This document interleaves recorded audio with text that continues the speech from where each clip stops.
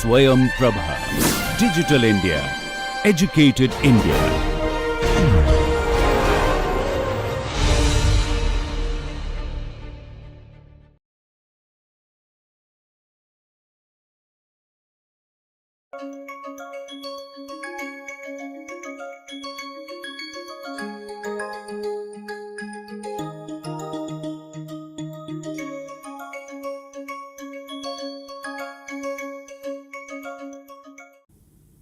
We look at the four emotions which result into unpleasantness or which result into lack of energy. If we look at fearfulness or all four, these when they happened, when they became part of human self, these emotions had some purpose. These are not useless emotions. But when we overplay on these, when these become more prominent in the personality, that result into emotional distress. So, evolutionarily speaking, we have to have concern about what is happening in the environment. We need to be alert about it. That was the function. But when this alertness became excessive, when this concern became excessive, it becomes fearfulness, and that fearfulness becomes dysfunctional. Excessive attachment with the outcome. We all are goal directed beings. We all have to achieve something in life. We work best when we have some objective in life. But when we are too attached to the outcome of the activity, we think much more about the outcome rather than enjoying the process and remaining connected with the process. That state is called anxiety. Anxiety meaning we are too attached and want to look at the outcome of effort more immediately, earlier than a process can happen and process can allow the outcome to appear front of us. Similarly, we could find family or community because they were able to trust each other, they were able to develop that complementary relationship with each other. When this trust became excessive and result into dependence, it becomes cause of emotional distress. That is another form of emotionality. Similarly, we were able to live in a family or community because we build relationship, we have sense of attachment with each other. That's how friendships appear, that's how relationships are built. But when we are too attached to some people, certain things, certain situations, certain places, that too much of attachment makes us sentimental about those, and too much attachment becomes makes us sentimental, too much aversion also becomes sentimental. So we can see that there are some rudimentary emotions which are important, but when these are overplayed, when they become much more than what is required to remain functional, they take the shape of emotional distress. Fearfulness, anxiety, sentimentality, dependence are those kind of emotions. How you can help in managing these emotions, managing negative emotions? There are different ways of managing these emotions. Some of the examples we are going to look at. One is exposure therapy.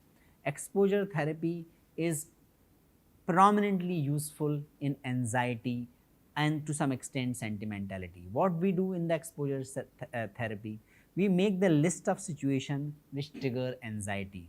Then we need not to worry about the level of anxiety when we are preparing the list, but we need to continue to work on that list and give the hierarchy.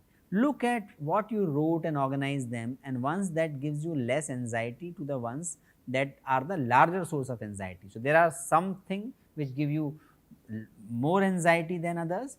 You look at you start addressing things which give lesser anxiety, so you can be little relaxed about those things. Then you think about the worst scenario. look at your new organized list, take the moment to think about what could be the worst thing you would have faced in those situations. Why is that worst? How likely it is to happen? What could you do to prevent it? What's the best way to deal with it if it really happens? And try to answer these questions.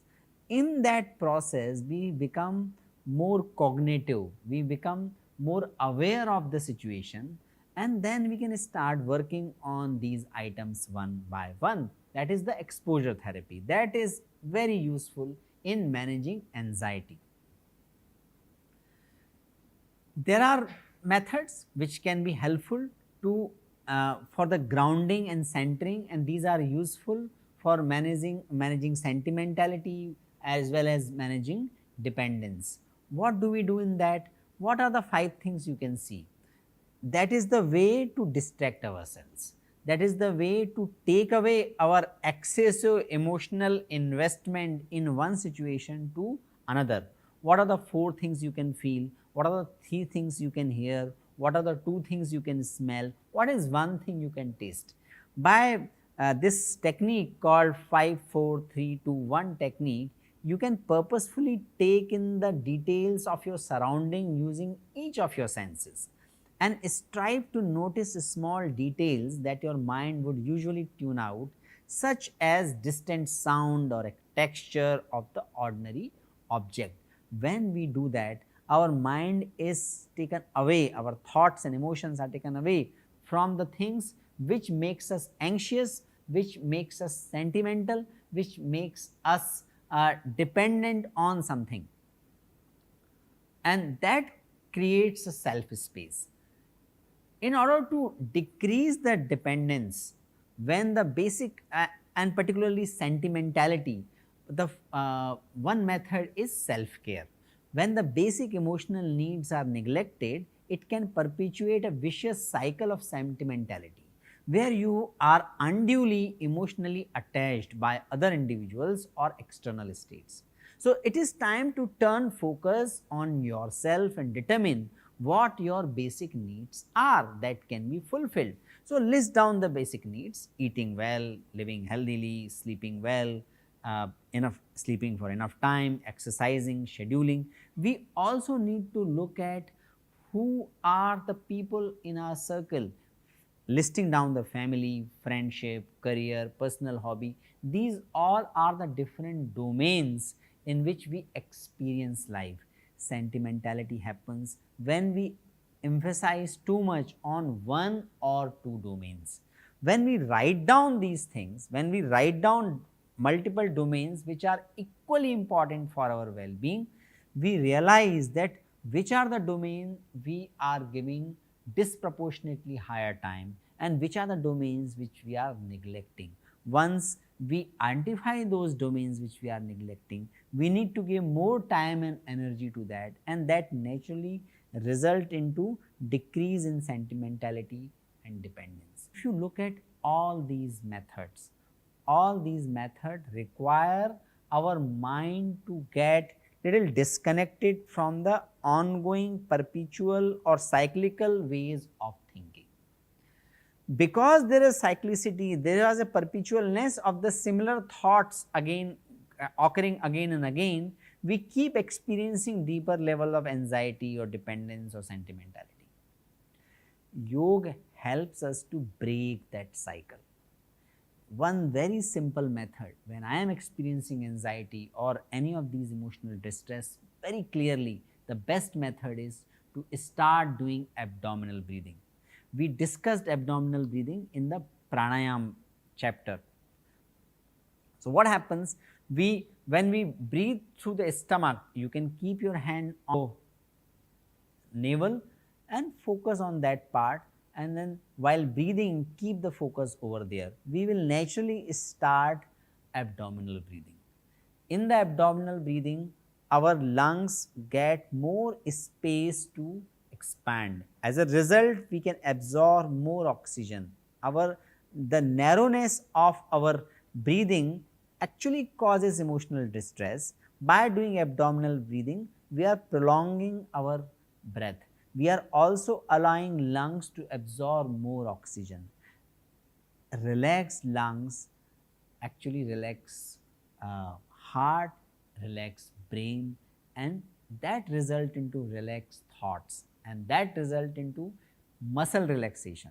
So a 3-minute abdominal breathing or 5-minute be very helpful to come out of any negative episodes of anxiety, sentimentality, dependence, etc.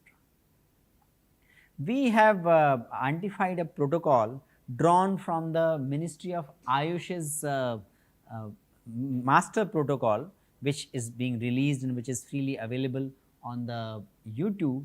We can look at the Ministry of Ayush protocol.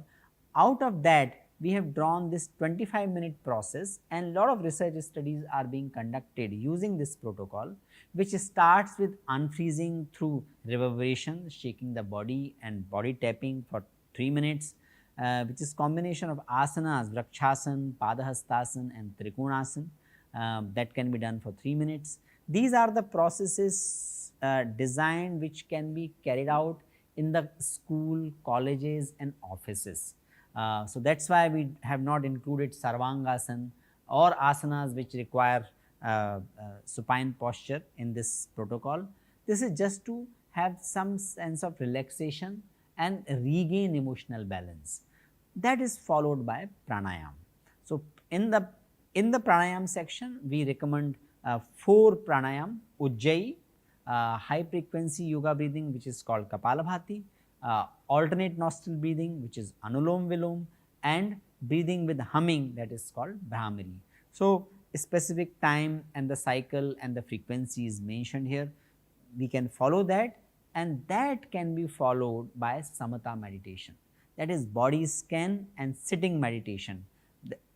How it is done? It is done by bringing back focus of attention to breath, and then we start the body scan. Body scan can start from the right leg, from the big toe, then the attention can come to the ankle, to knee, to thigh. Then we can shift our attention to the left leg, starting from big toe to the smaller toes one by one, then ankle, then the left knee, left thigh, gonad, stomach, chest. Gradually we can take our attention from chest to the shoulder, right shoulder, left shoulder, neck, head. We can take attention to the breath. With the attention to the breath, we can take our attention to the stomach and the movements going on in the stomach with breathing. This simple meditation for about 7-8 minutes, it's basically a relaxation process, completes this 25 minutes protocol.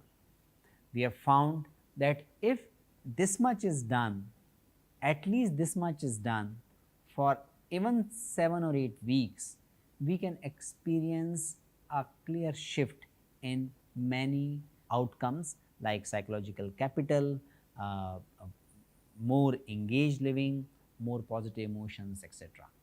So in this section, we looked at how negative emotions can be managed through the yogic practices. In the next part, we are going to look at how to inculcate positive emotions and what are the different positive emotions can be inculcated with the yoga based practices, which is the real essence of managing Manomay Kosh. Before we talk about the psychological mechanism, which is the main part of the session, we can recall what is the bioscience related findings about managing emotions through yoga, and what we have discussed earlier as well. This is a kind of a recap that yoga has positive impact on many happy hormones, which means the increased levels of endorphin, serotonin and dopamine. Endorphin, it improves the response to stress, and that is found to be released more with the yogic practices. GABA is the gamma aminobutyric acid, and that has a very important role in generating calming effect in our day-to-day experience. GABA is also found to be getting secreted more with the yoga based practices. Serotonin, very important to decrease anxiety, for the restful sleep. Dopamine is again a feel good hormone. These both are found to be getting more secretion with the yoga based practices, and yoga helps in balancing the release of these biomarkers, these specific hormones, and that results into a emotional balance. In the next session, we are going to look at what all are the psychological mechanisms through which yoga helps us to gain emotional balance.